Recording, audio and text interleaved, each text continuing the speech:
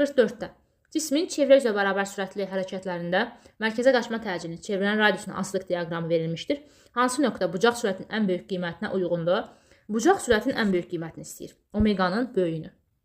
Böyük dediyi üçün hansı ki indeksə B hərfini yazdıq. Omeqanın bucaq sürətinin, yəni ən böyüyünü istəyirsə, mən onda düstur verməliyəm. Fikir verin, A-nın R-dən asılılığını veribsə, deməli onda A və R də olmalıdır bizim düsturumuzda. Biz də bilirik ki, A bərabərdir, omega kvadratı R-dir. Buradan omeqanı tapanda olacaq kök altında A bölək R. Fikir versəz, omeqanın böyüyünü istəyirsə, onda A-nın da böyüyü olmalıdır. Çünki A ilə düz mütənasibdir. Amma R-in kiçiyi olmalıdır. Çünki R ilə tərs asıdır. Gəlin indi baxaq, A-nın böyüyü. Aya baxanda indi mən bu Y oxuna baxıram. Yəni gördüyünüz kimi yuxarıya doğru yönələn oxa. Mən də bilirəm ki, yuxarıya getdikcə artır da ədədlərimiz. Onda ən yuxarısını, yəni A-nın ən böyüyünü istəyirəmsə, ən yuxarıda olan 2 və 4-ü götürəcəm. 2 və 4-dən bir xətt keçirirəm. İndi R-in ən kiçiyini istəyirsə, gördüyünüz kimi R artıq X oxuna uyğundur. Sağa getdikcə rəqəmlər artdığından mən onda soldakını götürməliyəm. Yəni ən kiçik olanı.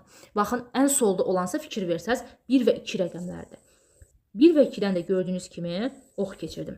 Və bunların hər ikisinin, yəni bu oxun hər ikisinin kəsişməsində gördüyünüz kimi 2 nöqtəsi vardır. Deməli, onda mənim cavabım olacaq 2. D bəndi. Keçək indi o birinci 45-ci suala. Artıq burada yenə bucaq sürətinin ən kiçik qiymətini istəyir. Omeqanın kiçiyini istəyirsə, omega bərabərdir kök altında A bölək R-dən. Omeqanın kiçiyini istəyirsə, A-nın kiçiyi olmalı, R-in isə böyüyü olmalıdır. A-nın kiçiyi, baxın, 1-5-dir. R-in isə böyüyü, fikir versəz, 5 və 4 nöqtələrdir. Və bunların hər iki xəttin kəsişməsi gördüyünüz kimi 5-ə uyğun olacaq. Cavabımız A bəndi.